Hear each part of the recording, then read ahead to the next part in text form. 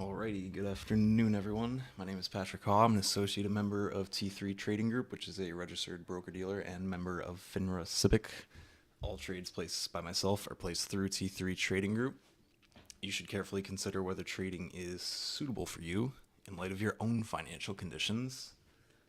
Please pause the video and read this disclosure in full. Thank you. Position update. For the YouTube people, I'm finally out of Pinterest. I held that thing for over a year. Might have been almost 2 years. Got out of it before earnings. I'm in Oxy, which reported earnings last night, and SoFi. I think that's it. Yep. All right. So.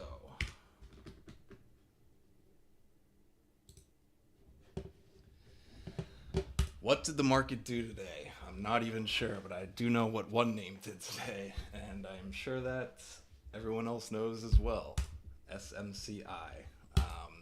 I do have to keep this meeting a little bit on the shorter side. I'm supposed to be calling someone, and I told them they need to wait because I need to do this meeting. So I'll try to keep it a little bit brief, but definitely will open things up for questions. So just, I guess, a kind of recap of the market, what's going on underneath the surface. So this week we had CPI come out on Tuesday. CPI was hotter than we were expecting. It was a 3.1% print. They were looking for 2.9. The Fed is looking obviously for 2%. They've been a little bit, I don't want to say confusing, but kind of back and forth with their message. Powell, who is definitely the most important, says that we need to get to 2% and show signs that we are staying at 2%, not just like one touch of 2%, and then we can start cutting rates aggressively. On the other hand, you have some other Fed members that say that we don't even need inflation to get to 2% in order to cut rates. So a little bit back and forth there. But overall, Tuesday's CPI report was on the hotter side in, I think, every metric. Year over year, month over month, core year over year, and core month over month were all hotter than expected. But what did we see coming into that CPI day before that? We had a VVIX divergence. So let's take a look at that real quick and just to recap. Talked about this plenty of times, but I'm sure it's still a little bit new to some people. So last week, any news on AMAT? AMAT reports earnings, so they probably have earnings coming out. Obviously, I can't really be posting numbers while I'm doing this, but we'll post numbers after this as well. But pretty sure AMAT has news earnings tonight. So coming into this week, we had a VVIX divergence that was starting to play out before the CPI. And it's funny how sometimes that divergence just plays itself out. And sometimes it's almost like a warning signal for, like, I don't think people knew that CPI was going to be hot per se, although they say that someone always knows in this business, which if you have been doing this long enough and you watch option flow like we do and everything, then that's pretty much a fact that someone does always know. But sometimes that divergence just plays itself out. And sometimes it serves as a warning sign where you have this binary event coming up, but you get this kind of weird divergence starting to play out and warn you a little bit, and it just doesn't happen. And then finally the event occurs, and then it plays itself out. And it's like, wow, what a coincidence that was happening beforehand. Then we get this, this case, it was a hot CPI print. Times before it's been other CPI prints or Fed meetings or whatever. But just a little quick look back at what we were talking about and what we had been looking at since last Wednesday. So last Wednesday, if you're looking at the VIX, what's today? The 15th. So this big VIX rally was Tuesday, the CPI day last week. As you can see, the VIX was just really ranging out and not really doing anything. Back and forth a little bit.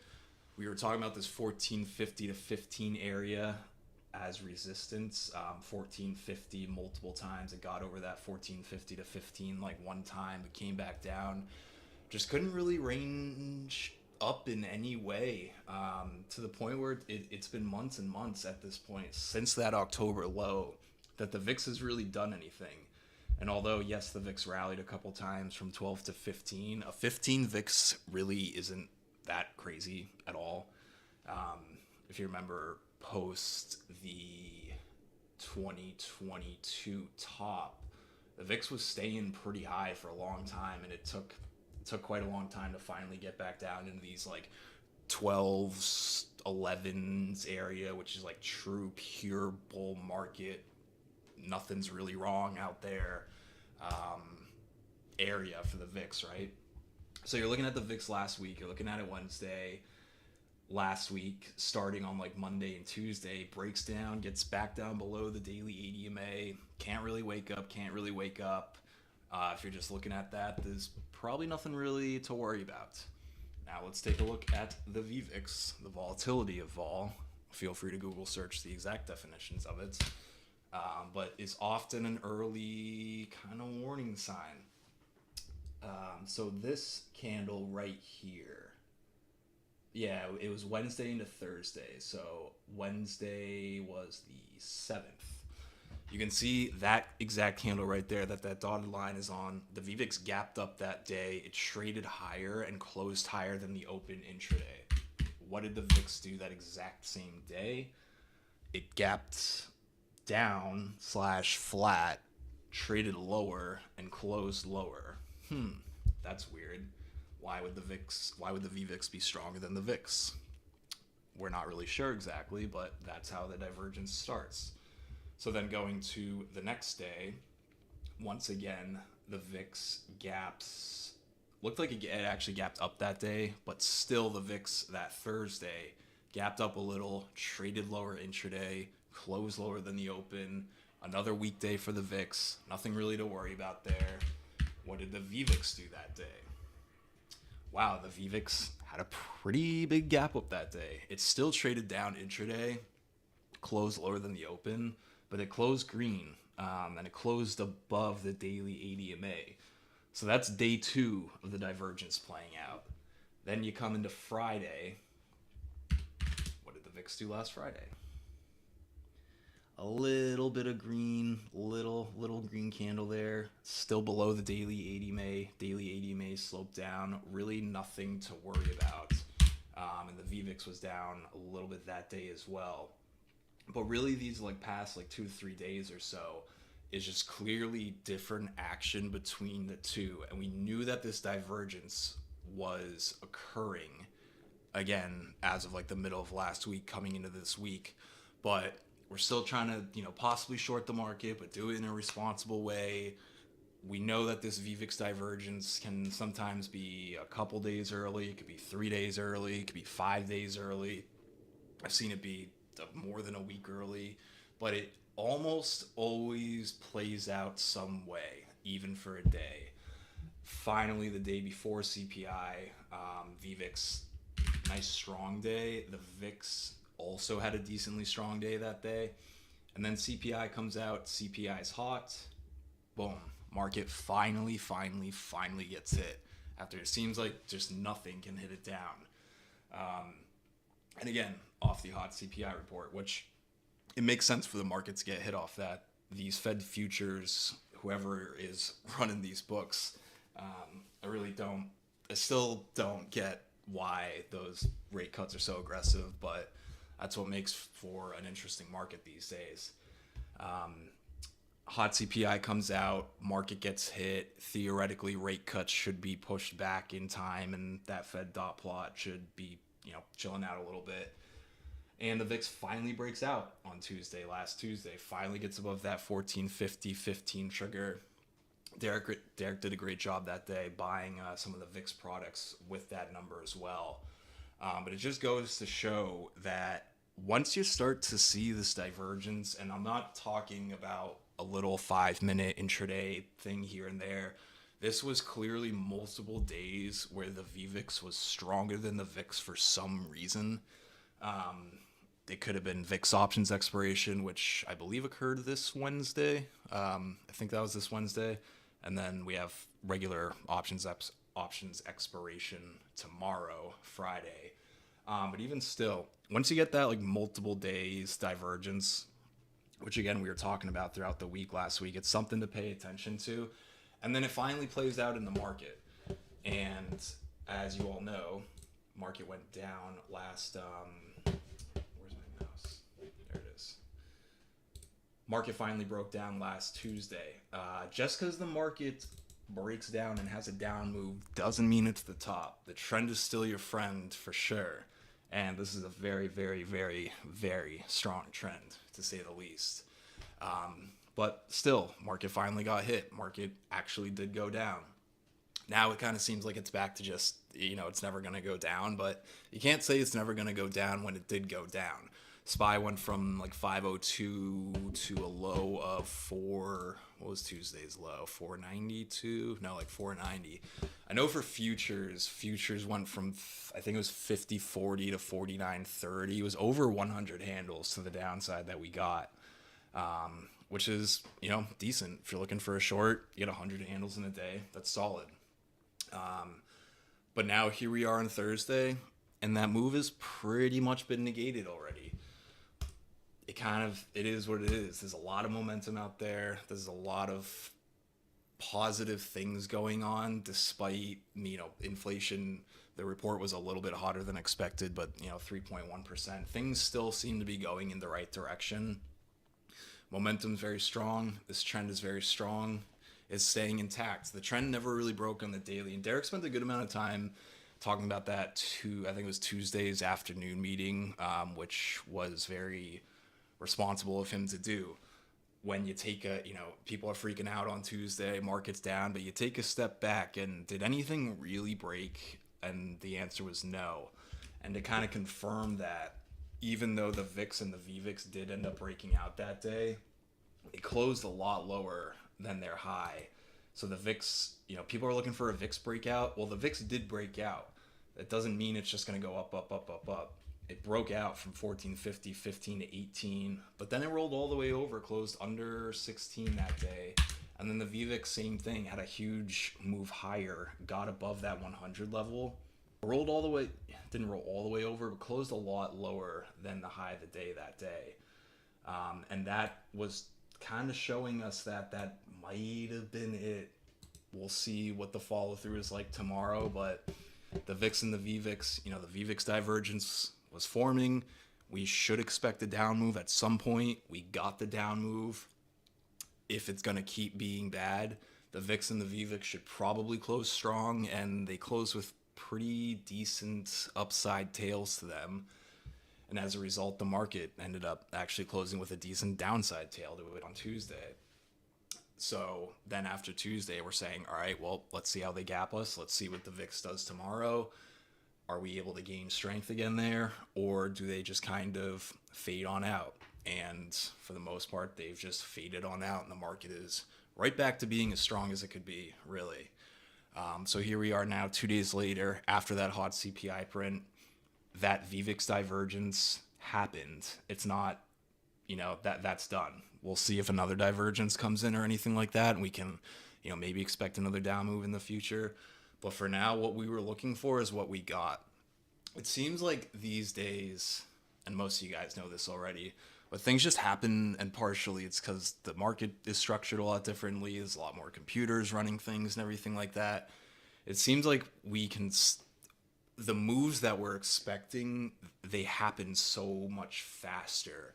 Like instead of a down move that would take 2 to 3 to 4 days or something, 100 handles, we just get it in like one shot and then it's done. And then the computers are like, all right, beep, boop, down move complete, resume uptrend or whatever. And just the expectations for the moves that we're looking for, they just happen so much faster. Really, the first time we saw that was like the COVID bottom.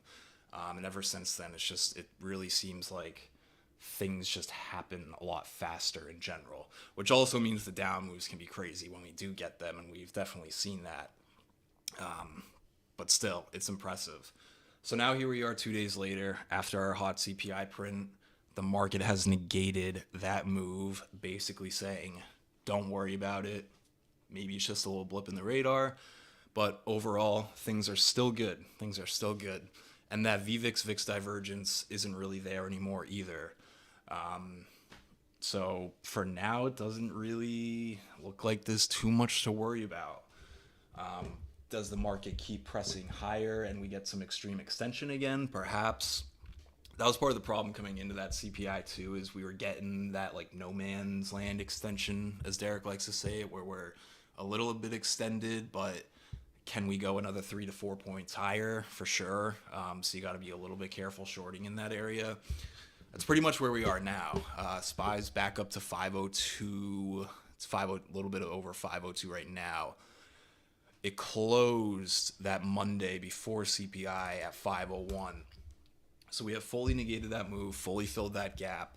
And now with the SPY at 502 and change, ADMA at like 498, depending how we gap tomorrow, we're probably going to be like 4 to 5 points extended, which we're really looking for 10 plus on the extreme side. So we might have that like no man's land area again coming into tomorrow. Tomorrow, Friday, is also options expiration. Third Friday of February. Options expiration is the third Friday of every month, for those that don't know. Sometimes we get kind of stuck on those days. I've found that the options expirations lately have been kind of not really the best trading days. You just don't really get the follow through to either side. So we'll see what we're doing tomorrow. But then after tomorrow, we get to the second half of February, and that's where, as Derek mentioned this morning, seasonality arguably turns a little bit more bearish. There's been a lot of Volmageddon I'm trying to think of the word. Kind of like talking about that story. If anyone doesn't know the Volmageddon story of February 2018, it was around that same time. I believe it was the second half of February. I think it was the 20-something. I forget the exact date that happened. But kind of like not a similar setup to right now, but just everything was pretty much fine. I forget exactly what triggered that. I don't think we're getting anything like that.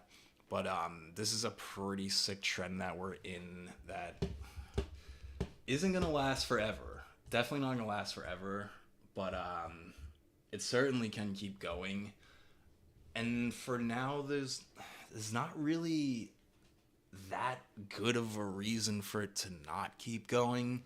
I'm not saying to go all in here or anything like that, but just if you're sticking with the trend and you're sticking with momentum, you're probably doing okay. And if you're just constantly saying we're up too much or whatever, then you're probably struggling a little bit. And when you take a step back and just really think about it, I mean, what's the reason for this to end? I can't really give you a good answer. Sure, the economy could be weakening out, but so far it's not. Personally, I thought it probably would have more than it is by now, but the data's the data, right? Like, you can't fight that. So why fight it, right? So tomorrow, Friday, options expiration. I always try and keep these a little shorter, and then I just like talk and rants, and I don't even realize when I do that. So Friday, tomorrow, options expiration. We'll see how they gap us. I'd be remiss to not mention SMCI. I know this is crazy. I know. Is it almost done? Probably. Is it done today? Probably not. Maybe tomorrow. I hate that SMC. I hate that it's tomorrow could be the day, but it's options expiration tomorrow. It makes me feel like I wouldn't be surprised to see SMCI give a big range tomorrow during the day, but actually end up closing with like a doji or something like that. I don't even want to know what those options are moving like. I know at one point this afternoon, Josh mentioned something about like the calls really not moving that much, even though the stock was going up. And that's just because the IV is so insane in this thing that the options market makers keep having to like refigure out how to not lose too much money. basically. Sizable volume today, sizable volume the past 3 days. Volume has been increasing every day. Does that volume today look like blow off volume? Not really, not really. It's increasing. That's what you want to see. To me, it looks like it could go a little bit more. You know, I've seen the Tesla insane rallies. I've seen the GameStops and the AMCs. Tesla is different than an AMC and a GameStop. I think this SMCI is more comparable to the Tesla rally than the GameStop or the AMC rally. It's big money. It's real money. This is a real company. This isn't some like super shorted, penny whatever AMC thing. So the signs are there that this is probably almost done, and I'm sure a lot of you people, whoever's watching on YouTube or whoever, are looking at this name wondering when it's going to stop. We'll see tomorrow. Parabolic, this is going parabolic curves. Eventually they just go straight up, and then you can't really get much more parabolic than that. And this is pretty much getting to that point here. But can, if you do a little bit of something like that and you just follow this curve, it kind of lands us around 1200 tomorrow in this thing if this trend stays intact. Which there's no really reason to think it's not going to. 1200 that's going to be starting to press it though. That's going to be getting to the point where this isn't even curving anymore. Like, it's literally going straight up.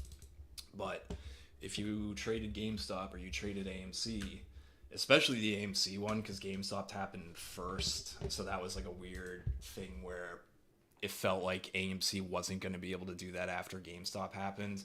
But when the AMC move happened, I mean, those were crap. I don't even know if the chart does it justice anymore, because they did like the AMC thing. Yeah, like that. Like, you want to talk about going from a curve to straight up. I mean, and that first move, that was the GameStop move back there. Then the AMC move happened, and that was like a couple day move as well.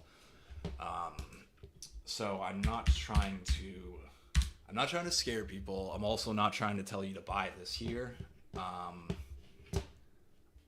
I think I'm just making some historical comparisons to try to rationalize this a little bit, because I know I get it. It's crazy. I get it.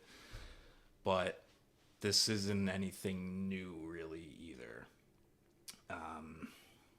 That's all I really have to say about it. If it's over 1200 tomorrow, you will probably find me trying to short it. I've been trying to short it a couple times on the way up. I've had a couple good ones, a couple bad ones today and yesterday. Lost money on it trying to short it.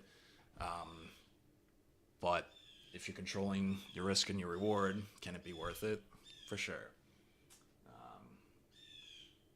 I got a bird on my roof screaming. Sorry about that. And I think, I'm trying to think what else. I think that's all I really have, though. I mean, obviously SMCI and NVIDIA and these semis are just stealing the show at this point. I don't think I even typed up most of the FANG names today. But they're all looking pretty good. Meta, I think Meta was one of the strongest ones. Besides, Tesla was strong today. But Tesla's been pretty beaten up too, so arguably this is just playing some catch up with the bullish market. Meta, new 52-week highs today, right? / new all-time highs, 485. Yeah, new all-time highs in Meta today. I don't know, not too much out there for now that's too worrisome until we start to really overcook again, which we could get that extreme upside extension in another up day or two, maybe one more day, maybe 2 more days. We might have extreme upside extension in the market again. As for SMCI, yes, we're also almost there. Pretty sure of that. But again, if you think we're here now and it's at 1300 tomorrow, well, it's more likely that we're almost there at 1300 tomorrow. But if you're not sizing correctly, then you can miss a real opportunity. There's also the chance And this is extreme extension, so I don't think that this will come down for sure, but I don't think that this is coming down to 500 either, really. Maybe it could, but there's a chance that this finds some type of really big base and range somewhere in the stratosphere up here, and that just becomes the new norm for this thing. It's obviously getting a re-rating from the guidance and the earnings that this has had. And this thing's been around. I mean, SMCI has been beating numbers for a while. This isn't like brand new. But yeah, I don't think that this is like some squeeze that happened to GameStop where it's going to come back down to where it started. So keep that in mind too. Be careful. If you're trying to short this thing back down to 400, I'd probably be a little bit careful with that thought process. I don't think that you should think about it like that. The ADMA on the daily is at 806. I'd probably target like a 900. I'd be careful even trying to get to that daily ADMA. But that's just how I trade. Yeah, I think that's all I really have. The market is strong. Things are going pretty well. But we'll see as we get into the second half of February and then into March. March through May can be a little bit tricky. And then sometimes we have sell in May and go away into the summer. However, this is an election year, so that might be a little bit different too. It means it could be even rockier beforehand. We'll see with all that, but that's a whole nother story. So I think that's all I really have. Happy to take any questions. Let me pull up YouTube real quick so I can see if there's anything there as well.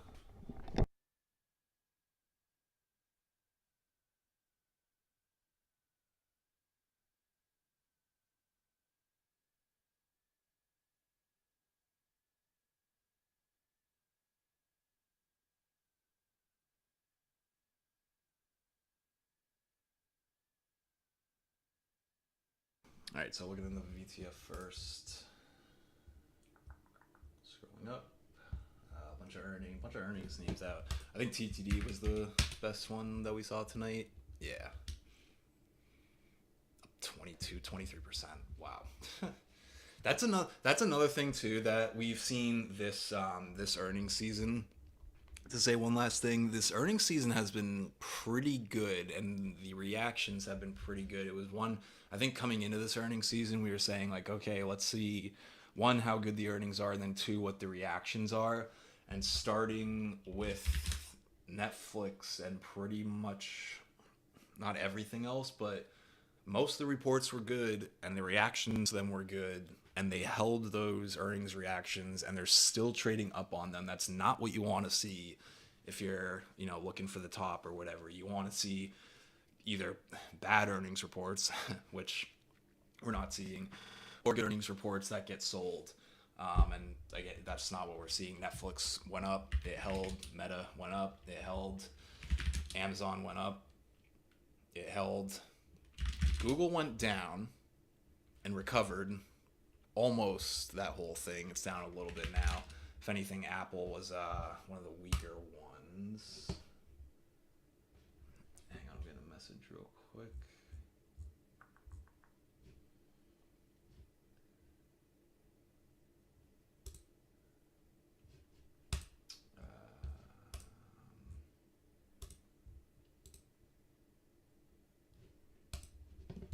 I'll let that wait a second. But yeah, so that's another, I think, important argument, I guess, against the Bears would be that was one thing that we were looking for this earnings season was how the reactions are going to be. And the reports have been good. The reactions have been good. They've been holding them.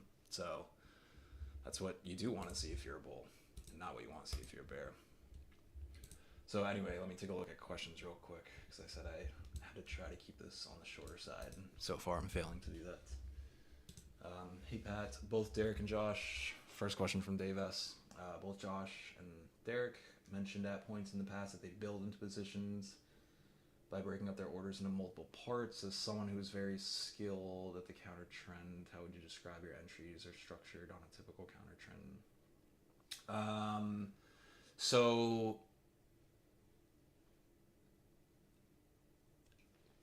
yeah, it's a good question.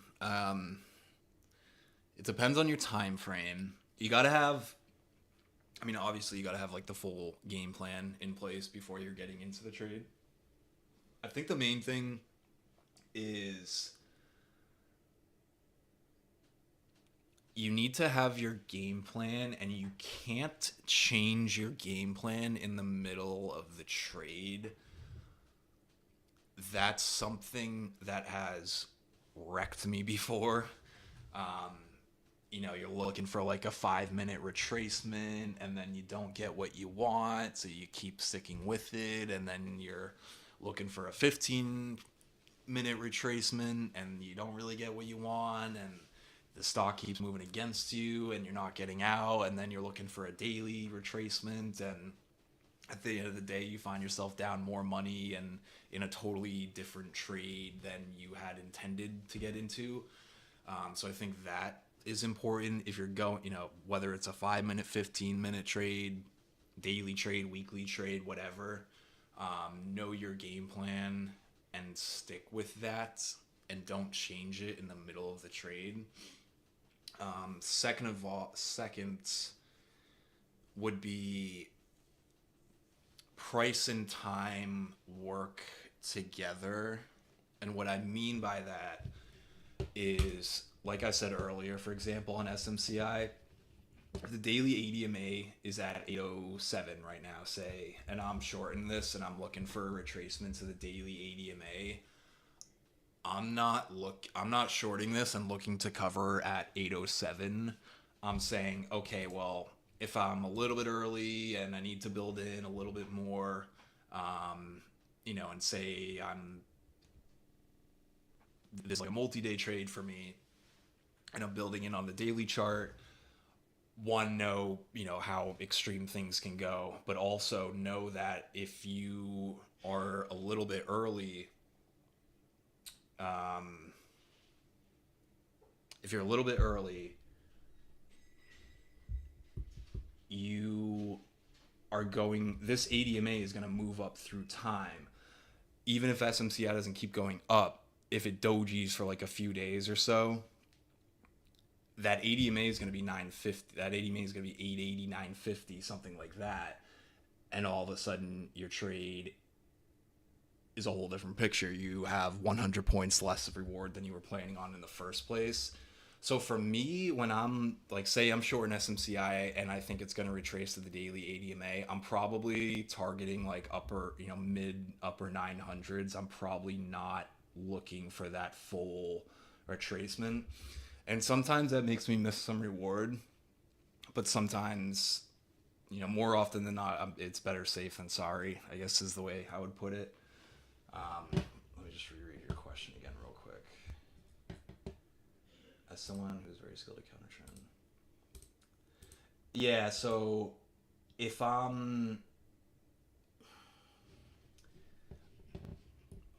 it's hard to give like an exact answer because every trade is different. It depends on the counter trend, if it's up, if it's down, if it's 5 minute, if it's daily. It depends on what type of name you're trading.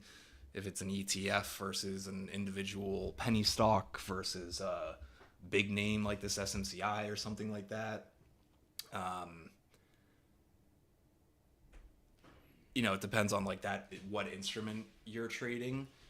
But overall, for me, if I see something is, say, $10 extended and the ADMA is $10 lower, I'm probably going for like $5 of reward or something like that, and trying to risk like $2. The risk reward has to be worth it as well. Don't risk $1,000 to make $100. Do the opposite of that. But I hope that kind of makes sense. Price and time go together. So just because something is extended by so much doesn't mean that it's going to go back to that exact level, because as time goes on, those moving averages are going to catch up. So for me, again, when I'm short in extreme extension or whatever, I know that it's possible for it to dip back down to the EDMA. So if that's a possibility, it's even higher probability that it dips, halfway down to the EDMA. And by that point, oftentimes, especially in moves like this SMCI has had a couple pullbacks within here. It hasn't really touched that EDMA, but it's not like it hasn't fallen at all. There's still been some cute little down moves here and there. So better safe than sorry with that idea. And for me, that keeps it so I can stay small enough, take enough gains when it's going in my favor, and then if I'm not getting that full retracement, I'll probably still have some reward locked in. I hope that kind of makes sense, Dave.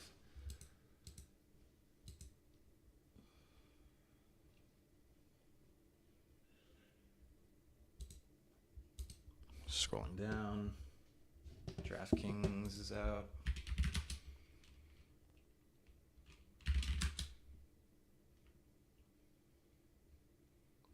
Wow, coin. Wow. I'm gonna have to read those numbers. That's a crazy move in coin. I feel like that's up too much. So typically, no, so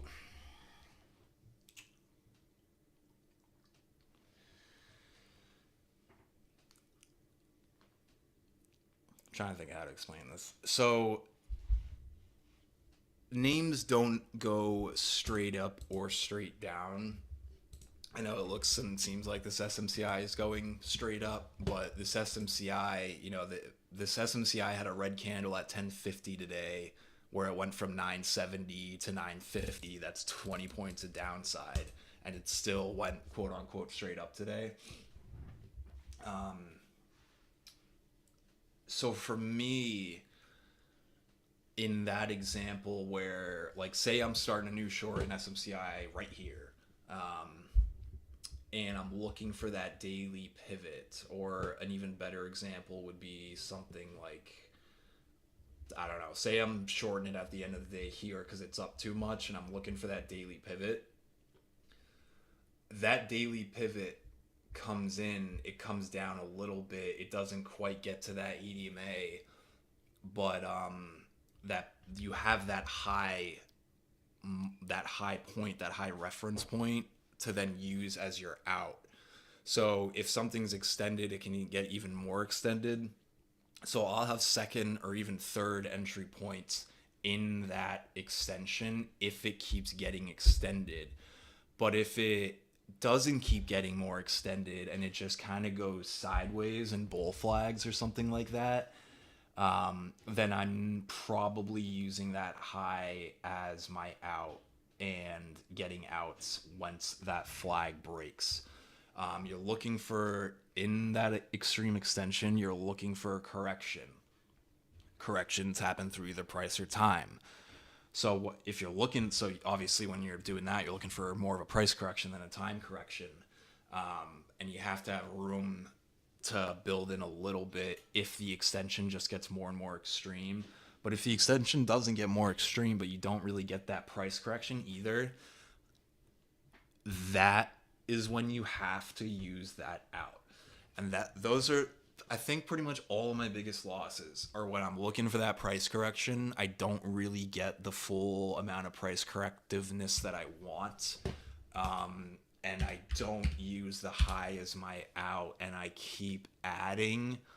And that's when I'm breaking that exact rule I just said of changing the trade in the middle of the trade. And it becomes, I'm looking for a 5-minute correction, and it's a 5-minute bull flag. I don't really get as much as I want. And instead of getting out, then it's like, okay, I guess I'm looking for a 15-minute correction. But before that 15-minute correction happens, the thing goes up another few points, and I'm getting bigger than I want it to be. And I don't get a 15-minute price correction. I get a 15-minute time correction, and then it turns into a daily chart. And those are the trades where I probably should have hit out and, lost a few $100, and instead I'm down thousands and thousands on something that and just like, I don't even know, praying about at this point, right? So I always have second or third entries ready if I need it. Because you know that something is going to correct. That's like my flagship rule, I guess, with extension and moving averages. If you look back through the history of time, things always correct to the equilibrium, but they do it through either price or time. So if it's, if SPY's $10 extended and later that morning it's $12 extended, I'm probably adding in that more extreme extension. But then if by the end of the day I was looking for $5 of downside and I only get $2, well, I got some downside. Now I have an upside pivot reference to use. That should be your out. And if that breaks, then you probably shouldn't fight it. Right. If it flags them. Right. Yeah. I hope. Yeah. Does that make a little bit more sense? So, and that's the thing with it's like hard to explain these trades because they're not all the same.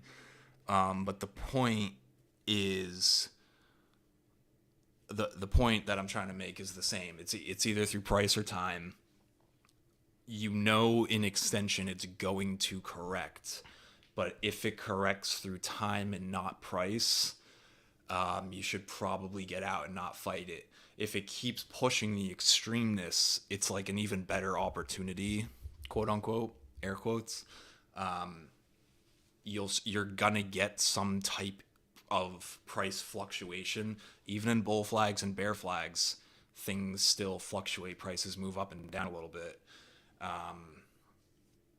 And within that price fluctuation in that flag itself, usually you can get a little bit of coverage in your favor. And that's why I don't go for the full all in here, and I'm not getting out any until it touches that ADMA. I'm usually covering in front of that.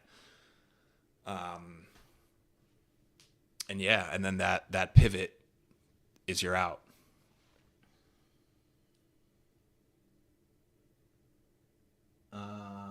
No, I don't think so. I think you got to have your time frame reference if you're going like whether you're going for a 5-minute correction. You don't only have to go for 5-minute corrections. You can go for daily corrections and stuff like that. You can go for 15-minute corrections. But if you're the higher the time frame, usually the higher the price range. Not necessarily higher the risk, but you're sizing. If I'm going for a daily correction, I'm probably sizing a lot smaller than a 5-minute correction, and for obvious reasons. But yeah, I hope that kind of makes sense.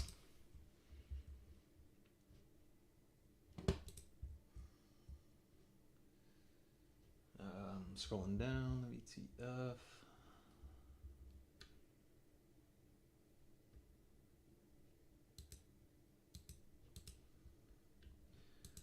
Thoughts on CPI getting revised like October, November, December election year?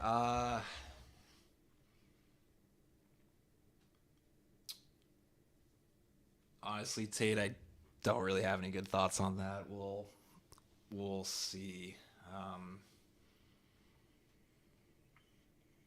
That last CPI revision, was that last Monday? I think it was. I forget that exact date. I feel like I haven't seen moves like that off a seat.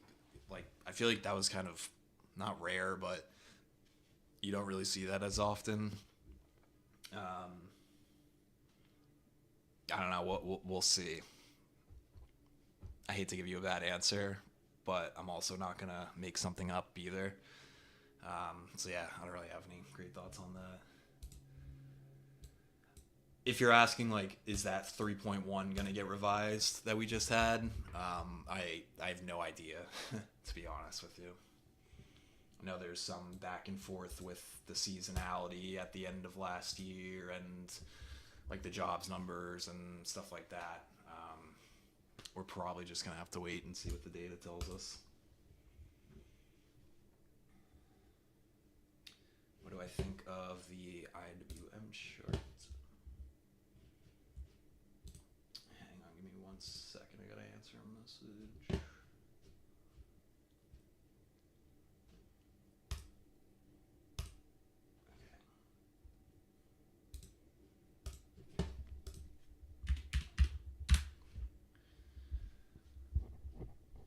I think the IWM chart looks great.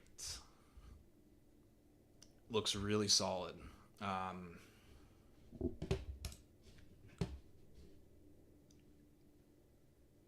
Nice range. Tried to break out. CPI killed that. We negated that move in the IWM even better than some of these other indices. IWM pretty much closing over that high. SPY did not do that today. By that high, I mean that Monday high that we saw before the CPI report. IWM did that today. SPY did not do that today. Got close, but did not do that. The Qs aren't even really that close to it yet. And the Dow also closer, but not quite. Closer, but not quite. So based on that, IWM, if you're only looking at like this picture over here, I know that like some of those indices did a little bit better back over here. But if you're only looking at that real recent term picture, IWM's actually looking like the strongest one. Energy, I mean, I like energy. I'm long some energy. Is hopefully giving a good signal today. I feel like this has tried to give like 3 to 4 signals and keeps failing them. But then it also doesn't break down, so that's a good sign. Financials have been rock solid. Really, really, really solid trend. And this is another one. Like, say you're shorting XLF from this day on, you're looking for a correction in some type of way. You get some price correction here, but eventually this makes new highs, and that's when you can't really keep fighting it. And if you get out like you should, then you're not really in pain now. And if you don't get out like you should, you're turning what could have been a simple trade into, I don't even know, a massive headache. This XLF has barely had much of a price correction really in this whole trend, but there has been some down moves. There has been chances, but you got to get out once those like range pivot highs break. There's always going to be some type of range pivot, something like that, in extreme extension. And again, even if it's a bull flag, you still have price fluctuations when that flag is being formed. But once it breaks, you got to get out. And it's okay to be ready to short again. Sometimes we see bull flag breakout failures occur, and that's what can cause the move to the downside. And if you're still ready and still watching it and still active, you can get out, take that small loss, get back in, and still capture it. And as long as you're going for 1 to 3, 1 to 4 better risk reward, which you probably should be doing on most trades, then you can still make money on it. I've been trying to be better about that this year, and so far I think I have been doing a little bit better. And there's been many times where I've tried to go the other way on something and had it fail like 3 times, and finally on the 4th time it works, and I still end up making money in it. So that's possible too, right? Like, you can have a bull flag break out, you get out, but then it doesn't continue like it should, which if a bull flag breaks out, it should continue higher. So if it doesn't, that can be a sign for the other way. You can get back in. Maybe you can even add some more size because you get better pricing on that second entry. And yeah.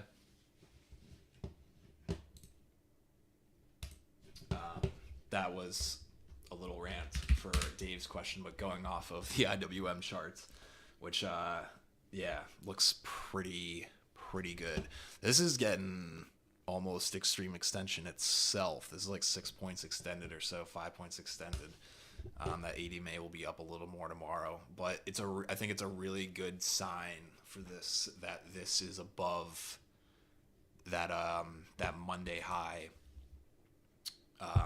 before CPI, and like energy is looking a lot better now.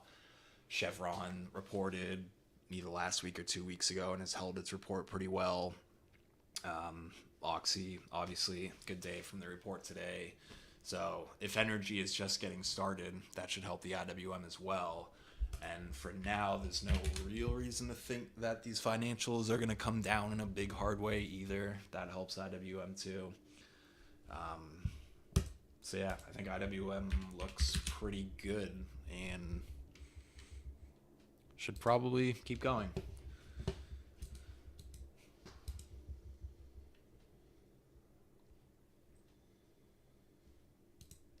Similar situation, took too much size on ARM, short the other day, stopped out multiple times. Didn't add from the initial entry, but I kept going after it and doubled my size on the third attempt.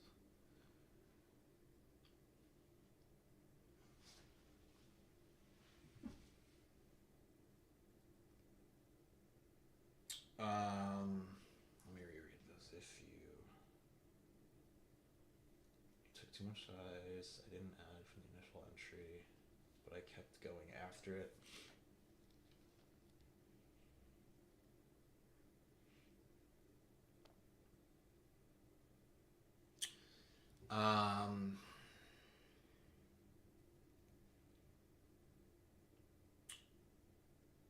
Sizing is pretty much directly correlated with dollar risk for me. So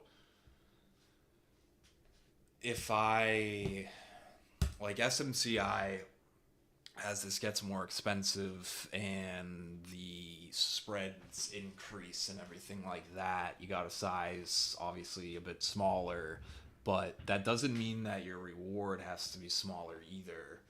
It's gone from, before I was risking in my attempts like 3-ish points to try to make 10 plus, and now it's getting to risking 5-ish or so, maybe even more, probably more after tomorrow, because even 5 is probably going to be too tight. The spread's $4 after hours right here, but instead of trying to make 10 points, I'm trying to make at least 20 points now.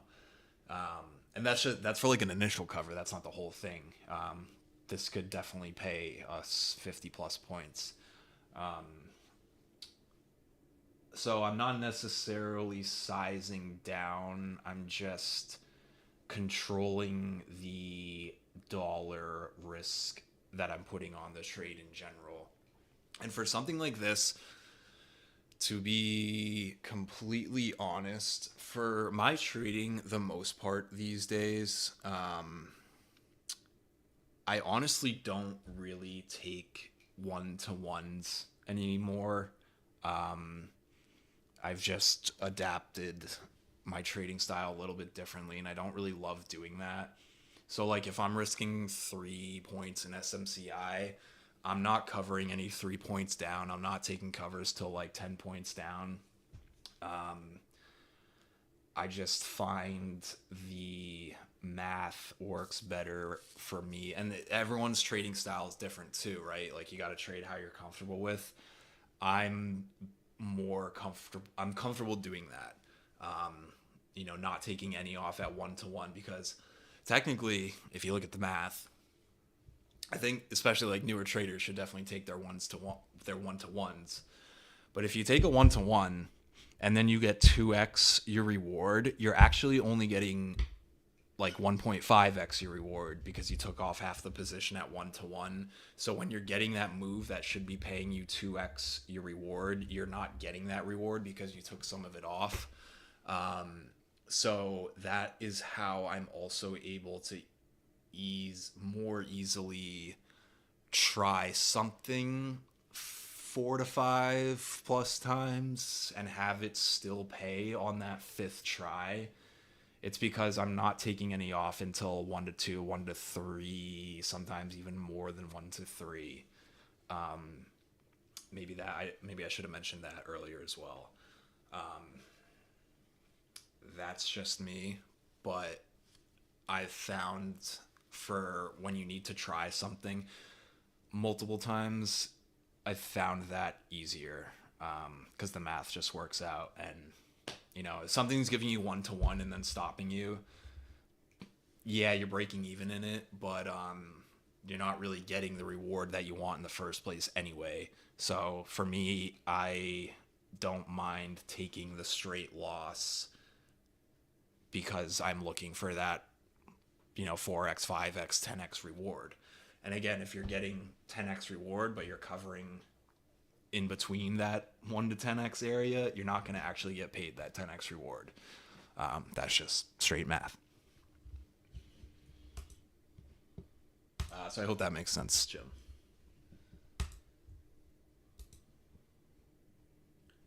Would I ever put a stop loss in for a larger position than the one you are in, so you are automatically in the position on the right side of the trade?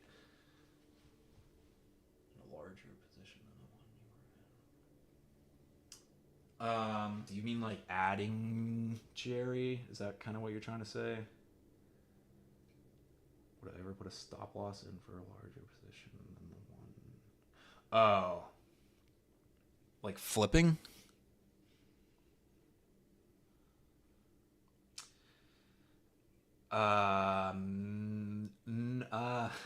No. Although I've said before, and I still think it's true, that theoretically, quotes again, air quotes on the theory, theoretically, you should flip every time you get stopped, because if you're getting stopped, it means that the trade is going to keep going in the wrong way. Otherwise, why are you stopping yourself out there? Technically, Rich is right. You're not supposed to do that. You can flip from short to long in one order. You cannot flip from long to short in one order. And that is because there is only one type of long order, but there are two different types of sell orders. There is a long sale and a short sale. So in order to get short from being long, you can't do it in one order. You have to do the long sale first, and then you have to do the short sale. Usually I don't do that. Although that's something that I might want to work on this year too, because there's plenty of times where, like in the past, I would just add and fight and fight and fight, and now I'm much better about doing that. I'm much better about not doing that. But at the same time, I'll be like, oh, I'm so glad I stopped myself out and didn't keep adding because it's, higher now. And then I'm like, well, maybe I should listen to myself and I should have gone long. I don't know, though. It's not mentally easy to do that, I don't think, either. Especially when it's a little bit harder, I think, to judge the risk reward and everything with that. Because then when you're flipping at that flip point, like what's your out on that flip too, I think that can be a little bit hard to judge.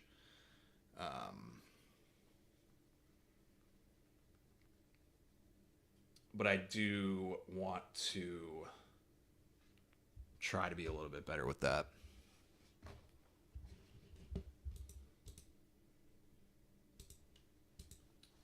Pat, in that example, do you move your stop up to break even?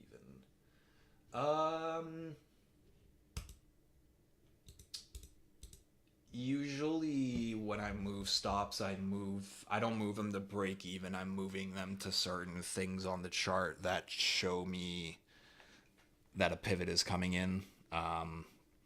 So it's usually not really necessarily break even, but it's more, okay, now that this bull flagged or this retraced or whatever, this shouldn't go back above here. If it does, and usually that's based on the chart, whether it's wicks on a candle or some level that it keeps bumping up against and can't really get through. But I will try to mix it where if I finally do get like that 1 to 2x, 3x reward, that I, again, if you're covering at one, and please don't get me wrong, I'm not advocating against 1-to-1. I'm just being completely honest with how I kind of more trade these days. If you're covering at 1-to-1 and then getting stopped, you break even. If you're covering at 1-to-3 and then getting stopped, you're still making money. And at the end of the day, you know, there's a lot of people here that are learning to trade, and getting that 1-to-1 is good because it helps manage risk. But at the end of the day, we're here to make money. I'm not here to break even trade. I'm here to make money. So I'm trying to figure out ways to make as much money as possible with as little risk as possible, right? Yeah, to say it bluntly, you know, we're here to make money. We're here to trade. We're here to make money. We're here to make more money than we lose. So yeah. Going over to YouTube, because I really got to wrap this up, like, ASAP. Hi, Patrick. What do you think of ARM and MSTR daily patterns? ARM, inside day yesterday. Looks like it is they an inside day too? Wow. Barely held yesterday's low. 2 inside days in a row for ARM. Or no, did we break yesterday's high? Maybe we broke yesterday's high. No, we held it to the exact... Oh, yeah, we did break yesterday's high a little bit. Almost 2 inside days in a row. ARM looks pretty good. Pure momentum. You could look at that over 135 tomorrow. If it's over 135 and back under, say, 132, I wouldn't fight it. But if the momentum's there, it could definitely go over 135 tomorrow.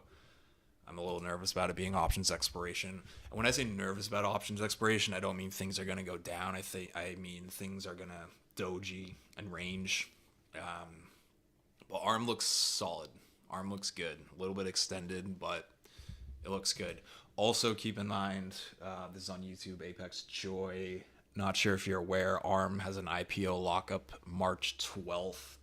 It will probably see weakness either into that or after it, most likely into it. So like March 5th, even end of February, some of us have talked about a possible short trade in this thing because usually those lockups get front run. But March 12th is the lockup expiration for ARM, so just be aware of that. But as for tomorrow and the next couple days, ARM looks pretty good. The momentum is definitely still there. Will I join Derek on the VIX trade if it happens? The VIX trade already happened, Gabriel. And Derek already did it. It happened on Tuesday. So whether another VIX trade is coming or not, we shall. I mean, eventually it will. Obviously, we shall see. But for now, in my opinion, that VIX trade is done. The VVIX diverged. The VIX broke out. VIX went from 14 to 18 in one day. And it, lasted one day, but it's not like it didn't move, right? So we'll see for the next one. But in my opinion, it kind of happened already. And we did participate in it. Derek was much better about buying VIX that day than me, but still. Do I think, from Alan Green, human discretionary trader can generate more alpha than an automated algo system at the highest levels? Do you think there's... Yes. I do think that there are certain advantages for humans over robots. There's definitely disadvantages too. Obviously, most of that is emotion and emotions. If you are disciplined enough, then I think that there can be advantages. If you're a little bit too emotional, then probably not. And it depends on the types of strategies that you want to trade as well. But there's ups and downs with both. But I do agree. Your last statement, do you think there's mastery and intuition that can't be coded? Yes, I do. I do think that, for sure.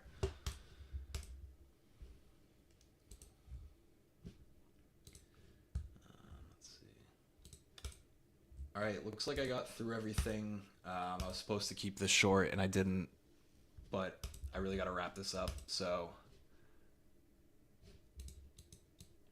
quick Sterling Pro question.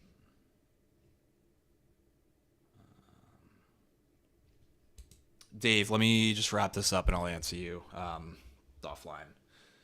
So, have a good night, everyone. Have a good night, YouTube. Dave, I'll type in a second. No worries. Just, I know that probably YouTube doesn't care about the answer to your Sterling Trader Pro question.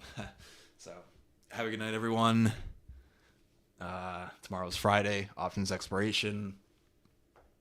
If SMCI is over 1250 tomorrow, I'll probably be trying to short it. See you then. Take care. Have a good night.